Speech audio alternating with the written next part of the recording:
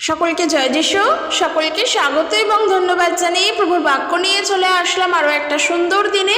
প্রত্যেকটা দিনের মতন আজকের আরও একটা সময় পেয়েছি। প্রভুকে অনেক ধন্যবাদ জানাই যে তিনি আমাদের সঙ্গে সঙ্গে সব সময় আছেন, তিনি আমাদের সব সময় সাহায্য করেন সর্বকিছুতে, আর আমরা তার উপরে ভরসা করে চলতে পারি।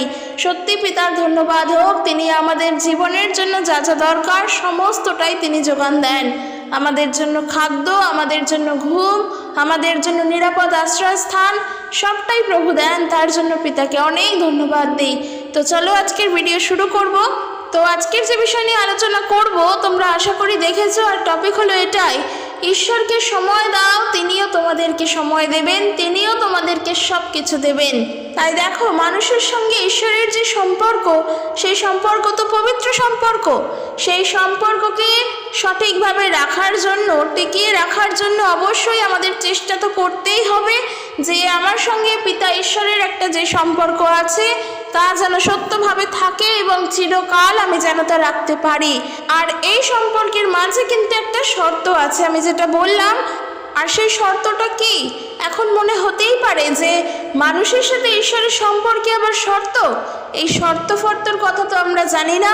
হ্যাঁ, আমরা জানি না, আমরা হয়তো জানার চেষ্টা করি না, আমরা ভাবি না। শর্ত হলো এটাই, যেটা আজকের আমার টপিক, যে তুমি প্রভুকে সময় দাও, প্রভু তোমাকে দেবেন। শর্ত হলো একটাই, পিতার থেকে আমরা কিছু চাই, ঈশ্বরের থেকে আমাদের যে আকাঙ্ক্ষা, আমাদের যে চাহিদাগুলি রয়েছে সেগুলো তার কাছে জানানোর পর তার থেকে আমরা সেগুলো চাইছি যেন তিনি আমাদের তা পূর্ণ করেন। আমাদের যে চাহিদা আছে, আমরা যে চাইছি, আমরা যে পাবো, সেই আশা নিয়ে যে প্রার্থনা রাখছি তার কাছে, তিনিও তো আমাদের থেকে কিছু আশা রাখেন, তিনিও তো আমাদের থেকে কিছু চান। তাকে আমরা কি দিতে পারি? অবশ্যই আমরা আমাদের অন্তর থেকে তাকে ধন্যবাদ দিতে পারি, তার প্রশংসা করতে পারি। এছাড়াও তিনি আমাদের থেকে যদি কিছু চান, তা হলো আমরা যেন তার বাধ্য হয়ে চলি, তার বাধ্য সন্তান হয়ে চলি। তিনি যা করতে বলেন তা যেন করে চলি, তিনি যা চাইছেন তা যেন বুঝে চলি। অর্থাৎ শর্তটাই হলো এটাই যে আমাদের থেকে তিনি আমাদের বাধ্যতা চান। আমরা যেমন তার থেকে কিছু চাইছি, তিনিও আমাদের থেকে চাইছেন যেন আমরা তার বাধ্য হয়ে থাকি। আর সেই কারণের জন্য আজকের আমার টপিকও হলো তাই, প্রভুকে সময় দাও, তিনিও তোমাকে দেবেন। তাকে আগে দিতে শেখো, তারপর তো তার থেকে আশা করবে। আমরা যেটা করি আমরা সেটা করি না। তাই আমাদের করণীয় কি, আজকের আমরা সেগুলো জানবো। অবশ্যই ভিডিওটি শুরুর থেকে সেই কারণে শেষ পর্যন্ত থেকো, এবং কেমন লাগলো জানিও, আর ভিডিওটি সকলের কাছে পৌঁছে দিও। আর আরও একটা বিষয়, আজকের যেই আমি পোস্টটি শেয়ার করেছি তা হলো প্রভু যিশু যেমনটা শেখাচ্ছেন, আপন শত্রুদেরকে প্রেম করো, সেই পোস্টটি দেখে এক দাদাভাই তিনি কমেন্ট করেছেন কি, এই ধরনের লেখাগুলো বা এই ধরনের বাক্যগুলো যারা সংসারী জীবনের মানুষ তাদের জন্য নয়, তাহলে কাদের জন্য? সাধু সন্ন্যাসীদের জন্য। আর আমি এটা জানি না যে এই ভিডিওটি তিনি দেখছেন কি না। যদি তিনি দেখে থাকেন, আমি তার উদ্দেশ্যে বলতে চাই এবং সকলের উদ্দেশ্যে বলতে চাই সবার শুরুতে এই কথাটি, প্রভু যিশু এই পৃথিবীতে সাধু সন্ন্যাসীদের জন্য আসেননি। সর্বপ্রথম প্রভু যিশু এই পৃথিবীতে ধার্মিক মানুষদের জন্য আসেননি। যারা অলরেডি ধার্মিক, যারা অলরেডি সাধু, যাদের প্রয়োজনই নেই কোনো কিছুর, তাদের জন্য যিশু আসেননি। তিনি এসেছিলেন আমাদের মতো অধার্মিক মানুষের জন্য, আমাদের মতো পাপী মানুষের জন্য। তিনি এসেছিলেন আমাদের জন্য, তিনি প্রাণ দিয়ে গিয়েছেন আমাদের জন্য। তিনি বাক্য প্রচার, সুসমাচার প্রচার সবটা করে গিয়েছেন যারা অধার্মিক, যারা পাপী, যাদের দরকার তাদের জন্য। কারণ প্রভু যিশু একটা কথাই বলেছেন যে যারা সুস্থ তাদের ডাক্তারের প্রয়োজন নেই, বরং যারা অসুস্থ তাদেরই কিন্তু ডাক্তারের প্রয়োজন। তাই এই যিশুর বাক্য যদি আমরা মনে করি, সব বাক্যগুলো আমাদের জন্য নয়, যারা তপস্যা করেন, যারা সাধনা করেন, যারা ধ্যান করেন তাদেরই জন্য। যারা আমরা সংসারী জীবনের মানুষ, আমাদের অত মেনে চললে হয় না, না, এমনটা কিন্তু না। যদি তোমার মনে হয় এটা, আমি বলবো এই ধারণাটাই ঠিক নয়। আমি বলছি, মনে করো যে এমন কেউ আছে যারা যীশু খ্রিস্টের সম্পর্কে কিচ্ছু জানে না, কিন্তু প্রভু যিশুকে জানে, অর্থাৎ শুধুমাত্র তাকে খ্রিস্ট ধর্মের প্রবর্তক বা প্রচারক হিসেবেই জানেন। তাদের কাছে গিয়েও যদি আমরা জিজ্ঞেস করি যে যিশুর মূল কথা কী বা মূল মানে কী, তারাও বলবে যে যিশুর মূল বাণী হলো ক্ষমা এবং শান্তি। অর্থাৎ তিনি এসেছিলেন ক্ষমা করতে, তিনি এসেছিলেন শান্তির জন্য। সে আমরা যাদেরকেই জিজ্ঞেস করি না কেন তারা কিন্তু এটাই বলবে।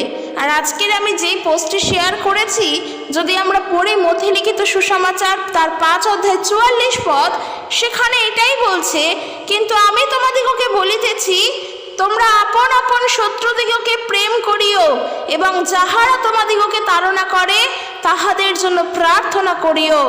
কি বলছে? তোমরা আপন আপন শত্রুদিগকে প্রেম করিও। প্রভু যিশুর মূল বাণী তো হলো আপন শত্রুদের জন্য তাদেরকে প্রেম করা, তাদেরকে ক্ষমা করা, তাদের জন্য প্রার্থনা করা। যিশুর মূল বাণী তো হলো এইটা। তাই আমরা কখনোই বলবো না যে যিশু শুধুমাত্র এই কথা সন্ন্যাসীদের জন্য বলে গিয়েছেন। না, দেখবে সাধারণভাবে দেখবে কোনো সম্পর্কে, যে কোনো সম্পর্কে যে তোমার আপন শত্রু, তাকে যদি তুমি ভালোবেসে তাকে ক্ষমা করতে জানো, তাতে দেখবে সেই সম্পর্কের বোঝা অনেক হালকা হয়, অনেকটা সেই সম্পর্ক তখন স্মুথ হয়ে যায়, তখন সেইখানে কোনো সমস্যা থাকে না। কেন থাকে না? কারণ তাকে তো তুমি ভালোবেসে ক্ষমা করেছো। তুমি ভালোবেসে ক্ষমা করেছো মানে, হ্যাঁ হতে পারে তার চোখে তুমি অনেক নিম্নমানের হয়ে গেলে, বা তোমার সেই ইগো কাজ করছে বলেই তাকে তুমি ক্ষমা করতে পারছো না। কিন্তু যখন তাকে তুমি ক্ষমা করেছো, তার চোখে তুমি নিম্ন হতে পারো, কিন্তু ঈশ্বরের চোখে তুমি নিম্ন নও। সেটা তোমার সাংসারিক জীবনের ক্ষেত্রে হোক, কিংবা তোমার স্কুল পড়াশোনার লাইফের ক্ষেত্রে হোক, বা জীবনের যে কোনো সময়ের ক্ষেত্রে হোক না কেন, যদি শত্রুকে ভালোবাসতে জানো, যদি শত্রুকে প্রেম করতে জানো, সেখানে ঈশ্বর তোমাকে সাহায্য করবেন। আর এই বাণী প্রচার করে প্রভু যিশুই গিয়েছেন একমাত্র। কেন গিয়েছেন? কারণ তিনি জানেন মানুষকে ভালোবেসে আপন করতে হয়, মানুষকে প্রেমের মধ্যে দিয়ে আপন করতে হয়। কখনো আমার শত্রুকে যদি আমি অন্যায়ভাবে তার নিন্দা করি, তাকে আমরা আমার শত্রু বলে একেবারে দুচ্ছাই করি, সে কোনো দিনেরই জন্য মন পরিবর্তন করে আমার কাছে আসবে না। কিন্তু আমি যদি আমার শত্রুকে ভালোবাসি, তাকে খাওয়াই, তাকে ভোজন করাই, তার জন্য প্রার্থনা করি, তার যাতে ভালো হয়, সেটাই ঈশ্বরের কাছে চাই, তাহলে আমার শত্রু একদিন আমার কাছে এসে হয়তো ক্ষমাও চাইতে পারেন। তখন সে দেখবে যে না, যে আমি যার এত ক্ষতি করেছি, সেই মানুষটি আমি হয়ে সে আমাকে এত ভালোবাসছে, আমি তার কাছে যাই, তার পাশে আমি দাঁড়াবো। মানুষের মন পরিবর্তন যে কিভাবে হয়, ঈশ্বর যে কিভাবে মানুষের মন পরিবর্তন করতে পারেন, সেটা আমাদের কল্পনাতে আসে না। তাই যিশুর বাণী, যিশুর কোনো বাক্য এই সাধু সন্ন্যাসীদের জন্য নয়। প্রভু যিশু আমাদের জন্য, সাধারণ মানুষের জন্য অনেক বাণী প্রচার করে গিয়েছিলেন, কিন্তু আমরা সেগুলো পালন করি না, আমরা সেগুলো মানি না, তো সেগুলো পরের কথা। কিন্তু আজকের যে বাক্যটি আমি শেয়ার করেছি, যেটা প্রভু যিশু বলেছেন যে তোমরা আপন আপন শত্রুদিগকে প্রেম করিও, তাহাদের জন্য প্রার্থনা করো, এটা হলো প্রভু যিশুর মূল বাণী। যদি কেউ জিজ্ঞেস করে যীশু খ্রিস্টের বাক্য কি, একটা ছোট বাচ্চাও এই কথাটাই বলবে যে তিনি আপন শত্রুদেরকে প্রেম করতে শিখিয়েছেন, যেমনটা তিনি নিজে করেছেন। অর্থাৎ ক্ষমার বাণী হলো যিশুর বাণী। তাই আমি তোমার উদ্দেশ্যেই বলতে চাই, এমনটা ভেবেও না যে যিশু শুধুমাত্র সাধু সন্ন্যাসীদের জন্য এই বাণী বলে গিয়েছেন। হ্যাঁ, হতে পারে যখন যেই স্থানে, যেই পরিস্থিতিতে আমরা দাঁড়িয়ে থাকি, সেই জায়গায় একমাত্র আমরা নিজেরাই উপলব্ধি করতে পারি যে আমার আপন শত্রু, যে আমার অনেক অনেক অনেক বড় ক্ষতি করে দিয়েছে, কখনোই চিন্তা করতে পারি না তাকে ক্ষমা করার। একদম সত্য কথা, একেবারে সত্য কথা। কিন্তু মনে রাখবে, যদি তুমি তাকে ক্ষমা করো এবং তার ভার ঈশ্বরের ওপরে রাখো, ঈশ্বর তার বিচার করবেন। কারণ আমরা মানুষ হয়ে মানুষকে ক্ষমা হয়তো করতে পারলেও তাদের বিচার তো করতে পারি না, কিংবা আমি যদি ক্ষমা তাকে নাও করতে পারি, তাহলেও ওই মানুষটিকে বিচার করার দায়িত্ব আমার নয়। তাই যার বিষয়ে আমি কিছুই করতে পারি না, যার ওপর আমি অত্যাচারও করতে পারি না, সে আমাকে মেরেছে বলে পাল্টা প্রতিঘাত আমি দিতেও পারি না, তাকে আমার দেখারই কোনো প্রয়োজন নেই। বরং তাকে আমি ঈশ্বরের হাতে রাখি, ঈশ্বর যা বুঝবেন তাই করবেন। সে যদি আমার কাছে এসে জল চায়, আমি তাকে জল দেব, তাকে আমি জল দেব। সে আমাকে দেয়নি বলে যে আমিও দেব না, এমনটা নয়। তাহলে তার সাথে আমার আর কোনো পার্থক্য থাকবে না। তাই শত্রুকে প্রেম করা, শত্রুকে ভালোবাসা, এটা যিশুর বাণী, এটা যিশুর শিক্ষা। এই শিক্ষায় শিক্ষিত বিশ্বাসীরা তারা কখনোই মনে করে না এই শিক্ষা সন্ন্যাসীদের জন্য। না, সংসারের জীবনের প্রত্যেকটা মানুষের জন্য পৃথিবীর প্রত্যেকটি কোণার প্রত্যেকটা মানুষের জন্য। আর দেখো, আজকের যে বিষয় নিয়ে আলোচনা করছি, যে আমরাও যেন প্রভুকে দিই, তাহলে আমরা পাবো, এর মধ্যে থেকে এই বাক্য উঠে আসে। আমি বললাম না, একটা শর্ত আছে, আর তা হলো বাধ্যতা, যে আমরা ঈশ্বরের বাধ্যতায় চললে প্রভু আমাদের দেবেন। আর আজকের যেই বিষয়টা নিয়ে এতক্ষণ আলোচনা করলাম, ঠিক এটা উঠে আসে। যখন আমরা প্রভুর কথা শুনে সত্যি সেই কাজে এগোবো, তখন কিন্তু আমরা তা পাবো। বাধ্যতা এখানেই আসে, যখন আমরা প্রভু যিশুর শিক্ষা শুনে আমরা আমাদের শত্রুদেরকে, আমরা আমাদের যারা আমাদের প্রকৃত অর্থেই ক্ষতি চায় তাদেরকে ভালোবাসতে জানবো। কারণ সেটা আমাদেরকে প্রভু যিশু শিখিয়েছেন, আপন শত্রুকে প্রেম করা। তাহলে তিনি কিন্তু আমাদেরকে ভালোবাসবেন, তিনি আমাদেরকে উন্নত করবেন।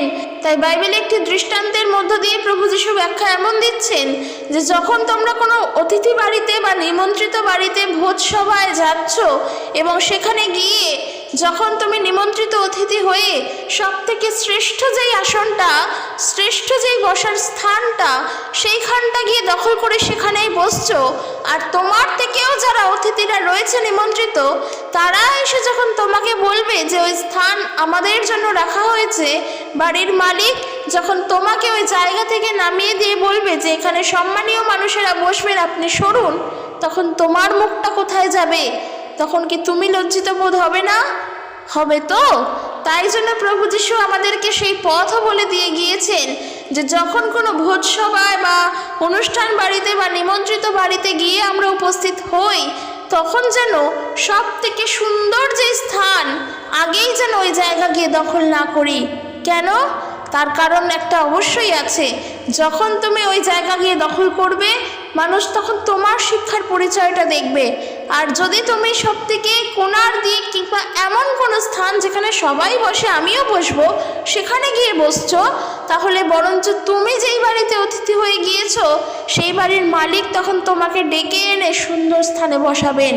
আর এর থেকে এটাই শিক্ষা পাওয়া যায় যে নিজেকে উন্নত করতে চায়, সে সর্বশুরুতে আগে নিজে নত হোক। যদি আমি নিজেকে উন্নত দেখতে চাই, আগে আমি নিজে নত হই, তা না হলে আমি উন্নত হব কি করে? আর আমি যদি উন্নত দেখতে চাই বলে নিজেকেই উন্নত বলি, আমি সব কিছু পারি, আমি শ্রেষ্ঠ, আমি ভালো, কেউ কোনোদিনের জন্য তখন আমার পরিচয়, আমার শিক্ষাকে উন্নত বলবে না।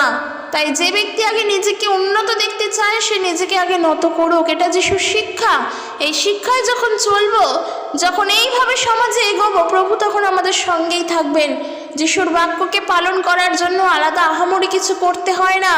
যিশুর বাধ্যতায় চলার জন্য আলাদা করে আহামরি কোনো কিছু করতে হয় না। এই যেমন তিনি শিখিয়েছেন, শত্রুকে প্রেম করো। যে আমাদের উপর আজকের যারা অত্যাচার করছে, যদি তাদের কাছে আমরা যিশুর নাম প্রচার করি কিংবা তাদের জন্য আমরা প্রার্থনা করি, হয়তো তারাও একদিন আমাদের কাছে এসে প্রভুর কথা শুনবে। তাদের জন্য যদি প্রার্থনা করি, তাদের সমস্যা যদি সেই প্রার্থনায় দূর করেন প্রভু যিশু, একদিন তাদেরও মন পরিবর্তন হবে। এই হলো আমার শত্রুকে প্রেম করা। সে আমাকে এসে যিশুর নাম আমি প্রচার করছি বলে আমাকে থাপ্পড় মেরেই চলেছে। কেন মারছে? সে জানে না বলে মারছে। কিন্তু আমি যদি তাকে ধরে প্রার্থনা করি, তার শারীরিক সমস্যা নিয়ে, তার পারিবারিক বিষয় নিয়ে যদি তার জন্য প্রার্থনা করি, ওই মানুষটি ওই সময় দাঁড়িয়ে হয়তো পরিবর্তিত হয়ে যেতে পারে। ঈশ্বরের পরিবর্তন কেই বা বলতে পারে? তাই ওই শত্রুর জন্য প্রেম করো, তাকে তুমি ভালোবাসো, সে তোমাকে তাহলে এমনিই ভালোবাসবেন। এই হলো প্রভু যিশুর শিক্ষা। যখন এই শিক্ষাগুলোকে পালন করে চলি, তার বাধ্যতায় চলি। আলাদা করে এই শিক্ষা পালন করতে হয় না। কোনো স্কুল কলেজে গিয়ে পড়াশোনা করে এই শিক্ষা তুমি পালন করতে পারবে না। রোজকার জীবনে চলতে গিয়েই তুমি এই শিক্ষা পালন করতে পারবে এবং তা করবে। কারণ তোমার প্রত্যেক দিনের জীবনের জন্য, এগোনোর জন্য, জীবনে চলার জন্য এই বাক্য আমাদের খুবই কাজে লাগে। কারণ কখন কোন পরিস্থিতির মধ্য দিয়ে চলি আমরা জানি না, কিন্তু ঈশ্বরের বাক্য আমাদের পরিস্থিতিকেও সামাল দিতে শেখান। তাই সেই বাক্য মনে রাখা, সেই বাক্য পড়ে চলা আমাদের জন্য খুব দরকার। তা আজকের টপিক আমি জানিয়েছি কি, ঈশ্বরকে সময় দাও, তোমরাও পাবে। আর এই বিষয়ে আমি তোমাদেরকে কিছু পয়েন্ট বলতে চাই। সর্বশুরুতে বলবো, ঈশ্বরের নিকটবর্তী হও। দেখবে যখনই আমরা সময় যেমনই যাক না কেন, আমাদের ভালো সময় যাক, খারাপ সময় যাক, যেমনই সময় যাক না কেন, যেই সময়ই হোক না কেন আমরা ঈশ্বরের নিকটবর্তী যদি থাকতে পারি তাহলে তিনি আমাদের নিকটবর্তী হন।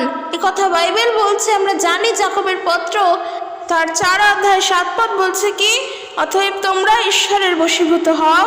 8 পদ বলছে ঈশ্বরের নিকটবর্তী হও, তাহাতে তিনিও তোমাদের নিকটবর্তী হইবেন। আর আমি ওটাই বলছি যে পরিস্থিতি যেমনই যাক না কেন, ভালো হোক, খারাপ হোক, মন্দ হোক, কঠিন হোক, আমরা যেন ঈশ্বরের নিকটবর্তী থাকতে পারি, তার বিষয়ে যেন চিন্তা করতে পারি। আমরা কি করব, পথ খুঁজে পাচ্ছি না, রাস্তা খুঁজে পাচ্ছি না, আমরা যেন তার কাছে প্রার্থনা করে বলি, হে পিতা ঈশ্বর, তুমি আমাকে পথ দেখাও। প্রভু যিশুর কাছে সাহায্য চাও, পবিত্র আত্মার কাছে সাহায্য চাও, পথ তিনি দেখাবেন। সময় যদি খারাপ থাকে সেই সময় আমরা অনেক কিছু খারাপ চিন্তাও করি, কিন্তু যদি তার নিকটবর্তী হয়ে তার কাছে প্রার্থনা করি, তিনি আমাদের পজিটিভভাবে চারিদিক থেকে তখন সাহায্য করেন। কেন? কারণ আমাদেরকে তিনি যেগুলো দরকার সেগুলো দেখান, যেটা করলে আমার ভালো হবে সেই পথ তিনি বলে দেন। তাই যেই মানুষ, যেই ব্যক্তি তার সাহায্যের জন্য ঈশ্বরকে স্মরণ করে, সাহায্য প্রার্থনা ঈশ্বরের কাছে করে যে আমি সাহায্য পেলে ঈশ্বরের থেকেই পাবো, তিনি আমাকে সাহায্য করবেন, আমি তাই তার কাছে থাকতে চাই, তার নিকটেই থাকতে চাই, তিনি আমার নিকটে থাকবেন, সে প্রকৃত বুদ্ধিমান ব্যক্তি। আমি একটা কথা বলবো, যেহেতু আমরা মানুষ, তো অনেক রকম চড়াই উতরাইয়ের মধ্য দিয়েই যেতে হয়, বাস্তবের সঙ্গে চলতে গেলে অনেক কিছু মানিয়ে নিয়েই চলতে হয়। তো সেই কারণের জন্য সব কিছু একদিকে থাক, কিন্তু আমি যখন ঈশ্বরের আরাধনা করি, আমি যখন তার কাছে প্রার্থনা করি, তখন আমার সমস্ত কথা আমি তাকেই জানাবো। আমি আমার অনেক রকমভাবে হয়তো জীবনে চলছি, কিন্তু তবুও যখন ঈশ্বরের সঙ্গে আমার সম্পর্ক আছে, আমি আগে সর্বপ্রথম তাকেই সময় দেব, তার কাছে জানাবো আমার কথা, তারপর সব কিছু হবে। আর তাতে দেখবে তিনি তোমাকে সাহায্য করছেন। আমরা তাই মনে রাখবো এই কথা। আর একটা বিষয়, আমরা যেন প্রভুর অপেক্ষায় থাকি। ঈশ্বরকে সময় দাও মানে কি? যখন তুমি প্রার্থনা করছো প্রভুর কাছে কোনো বিষয় নিয়ে, তখন তোমার সেই উচিত ওই প্রার্থনার জন্য অপেক্ষা করা। হ্যাঁ, তার মাঝে অনেক কিছু ঘটবে, হয়তো নানানভাবে দিয়াবল তোমাকে হ্যারাস করতে পারে। যেহেতু তোমার প্রার্থনা তুমি ঈশ্বরকে জানিয়েছো, তুমি তার অপেক্ষাতেই রয়েছো, ওই অপেক্ষায় থাকাকালীনই দিয়াবল নানানভাবে তোমাকে হয়তো হ্যারাস করবে, তোমার মনকে সরাতে চাইবে, তোমাকে ঘোরাতে চাইবে, অনেক কিছু করবে। তার পরিকল্পনা অনুসারে সে তোমাকে যে করেই হোক সেই অপেক্ষার অবসান তোমার ঘটাতে চাইবে। কিন্তু তুমি মনে রাখবে যে না, আমি ঈশ্বরের কাছে প্রার্থনা করেছি মানে আমার অপেক্ষার জন্য আমি এখানেই অপেক্ষা করব। তাতে মানুষ যা কিছু করা করুক, কিন্তু আমি ঈশ্বরের জন্য অপেক্ষা করব। আমি তার কাছে প্রার্থনা করেছি, তিনি যা দেবেন আমি সেটা নেব। যতদিনই সময় লাগুক না কেন আমি প্রভুর কাছে প্রার্থনা করেছি, কোনো মানুষের কাছে নয় যে মানুষ আমাকে চাইলেই দিয়ে দেবে, কিংবা আমি ঈশ্বরের কাছে চেয়েছি মানে চাইলেই তিনি দেবেন না। আমি ঈশ্বরের কাছেই প্রার্থনা করেছি, তিনি যখন চাইবেন তখন দেবেন, আমি এই অপেক্ষাতেই থাকব। যখন আমরা প্রভুর অপেক্ষায় থাকি না, তখন আমরা প্রকৃতভাবে বিশ্বাসী হয়ে উঠি। কেন বলছি? কারণ তখন আমাদের বিশ্বাস, আমাদের ধৈর্য সবটাই প্রভুর ওপরে থাকে। তখন প্রভুকে সময় দিই বলেই আমরা তার অপেক্ষাতেই থাকি, তাকে আমরা প্রাধান্য দিই বলেই, তাকে আমরা গুরুত্ব দিই বলেই তার অপেক্ষাতে থাকি। কিন্তু যারা এই আজকের যিশুর কাছে প্রার্থনা করলো, কালকে এক জায়গায় দৌড়ালো, পরশু আরেক জায়গায় দৌড়ালো, এইভাবে চারিদিকে দৌড়াতে দৌড়াতে আজকের এই চার্চে গিয়ে এর কাছে গেল, কালকে অমুক চার্চে গিয়ে অমুকের কাছে গেল, যারা এমনভাবে চঞ্চল মন নিয়ে যিশুর কাছে প্রার্থনা করে, তারা উত্তর খুব দেরিতে পায়। একেবারে বলবো না যে পায় না, হ্যাঁ তারা উত্তর দেরিতে পায়। আর যদি তারা উত্তর তাড়াতাড়িও পায়, তবুও তাদের বিশ্বাস খাঁটি নয়। যেটা প্রভু যিশু চাইছেন আমাদের থেকে, যেন আমাদের বিশ্বাস খাঁটি হয়, যেটা ঈশ্বর আমাদের থেকে চান। আমি কত তাড়াতাড়ি প্রভু যিশুর থেকে উত্তর পেলাম, তিনি সেটা দেখেন না। তিনি সেটা দেখেন না যে তিনি কাকে কি উত্তর দিলেন আর কি দিলেন না, তিনি কাকে কত তাড়াতাড়ি উত্তর দিতে পারলেন আর দিলেন না, সেটা তার দেখার বিষয় নয়। আমাদের থেকে যেটা দেখার বিষয়, আমার বিশ্বাসটা তার প্রতি সঠিক আছে কিনা, আমি আমার প্রার্থনার জন্য তার কাছে চাই কিনা, আমরা তাকে সময় দিচ্ছি কিনা, আমরা তার নিকটবর্তী আছি কিনা, সেটা তিনি দেখেন। আমাদের বিশ্বাস কতটা পরিপক্ক হচ্ছে সেটা তিনি লক্ষ্য করেন। তাই মানুষ একটা কথা বলে কি, যিশুর কাছে চাইলে যেমন পাওয়া যায়, ঠিক একইভাবে অন্যান্য দেবদেবীদের কাছেও তো চাইলে পাওয়া যায়। তাহলে আমি কেন যিশুকে চাইতে যাব? যিশু তো অন্য ধর্মের বিদেশিদের, আমি আমার দেবদেবীদের কাছেই চাইব। আমি বলতে চাই এই উদ্দেশ্যে একটা কথা, ঈশ্বরের কাছে চাওয়া মানে, ঈশ্বরের কাছে প্রার্থনা করা মানে শুধুমাত্র নিজের উত্তর আসবে, নিজে ভালো থাকবো, নিজের প্রয়োজন দাবি মেটানো হবে, এমনটা নয়। কেন এমনটা নয়? কারণ যিশু দেখবেন তোমার বিশ্বাস সত্য কিনা, যিশু দেখবেন তোমার বিশ্বাস স্থির কিনা, তুমি প্রভুতে স্থির কিনা, তুমি পরিপক্ক হচ্ছ কিনা বিশ্বাসে, এগুলো প্রভু যিশু দেখবেন। কিন্তু আমি হলফ করে বলতে পারি অন্যান্য যারা দেবদেবীরা রয়েছেন তারা এগুলো দেখবেন না, তারা এগুলো দেখেন না যে আমি তাকে কতটা বিশ্বাস করি। তাই তিনি দেখেন না এটা, তিনি এটা দেখেন না আমি তার বিশ্বাসে পরিপক্ক কিনা, তিনি দেখেন না যে আমরা শেষ পর্যন্ত তাকে ধরে থাকি কিনা। এগুলো প্রভু যিশু দেখেন। যদি বাইবেল পড়ো দেখতে পারবে প্রভু যিশু এটাই বলছেন, যে কেহ শেষ পর্যন্ত স্থির থাকিবে সেই পরিত্রাণ পাইবে। তার মানে এটাই, তিনি চান যেন আমরা তার প্রতি বিশ্বাসে শেষ পর্যন্ত ধরে থাকি। তাকে সময় যদি দিতেই হয় না, তার জন্য অপেক্ষা করতে হয়। তাকে সর্বশুরুতে সময় দাও, তুমিও ফেরত পাবে। তার জন্য অপেক্ষা করো, প্রভু তোমাকে দেবেন। প্রভুর জন্য অপেক্ষা করো, প্রভু তোমাকে দুহাত ভরে দেবেন। তাই আমি প্রার্থনা করলাম আর পেয়ে গেলাম এমনটা নয়। প্রার্থনা করলে অপেক্ষা করতে জানতে হয়, তার নিকটবর্তী থাকতে হয়, সর্বশুরুতে তাকে প্রাধান্য দিতে হয়। আমি ঈশ্বরকে প্রাধান্য দিয়ে সব কিছু করবো, অর্থাৎ আমি ঈশ্বরকে প্রাধান্য দিয়ে যে চুরি করব, মানুষকে নিন্দা কথা বলবো, এমনটা নয়। তাহলে আমি কি করব? আমি ঈশ্বরকে শুরুতেই প্রাধান্য দেব। আমার জীবনের দুঃখ কষ্ট যখন আসবে, তখন সেই দুঃখ কষ্ট আমার জীবনের জন্য বড় হলেও আমি আগে ঈশ্বরের কাছে প্রার্থনা করে বলবো যে প্রভু তুমি আমার সঙ্গে আছো, আমি জানি এই দুঃখ কষ্ট বড় নয়, তাই আমাকে তুমি সব সময় সত্য চিন্তার মধ্যে রাখো, সঠিকভাবে আমাকে চলতে সাহায্য করো। এই হলো প্রার্থনা করা, এই হলো প্রভুকে সময় দেওয়া। যদি এইভাবে প্রার্থনা করতে পারো, তুমি আত্মিক দিক থেকে উন্নত হয়ে উঠতে পারবে, প্রভু তোমাকে উন্নত করবেন। তাহলে মনে রাখা দরকার যে আগে ঈশ্বরকে দিতে হয়, তারপর তার থেকে পেতে হয়। তার সঙ্গে আমার যে সম্পর্ক, তা হলো বাধ্যতার সম্পর্ক। তো সেই বাধ্যতায় যেন চলতে পারি, তিনি যা বলছেন আমরা যেন তা করতে পারি, আর তিনি যা আমাদেরকে বলার চেষ্টা করছেন আমরা যেন তা বুঝতে পারি। হ্যাঁ, সেই বোঝাটা হয়তো অনেক কষ্টর, তবুও বলবো যেটা আমাদের দরকার তা হলো প্রার্থনা। এই প্রার্থনার মধ্য দিয়েই আমরা সব কিছু করতে পারবো, আমরা তার ইচ্ছেকেও বুঝতে পারবো। তো চলো আজকের এখানে শেষ করছি। কেমন লাগলো জানিও, যদি ভালো লাগে অবশ্যই শেয়ার করে দিও। ঈশ্বর তার আপন বাক্যের দ্বারা প্রত্যেককে আশীর্বাদ যুক্ত করুক। জয় যিশু, প্রেজ দ্য লর্ড।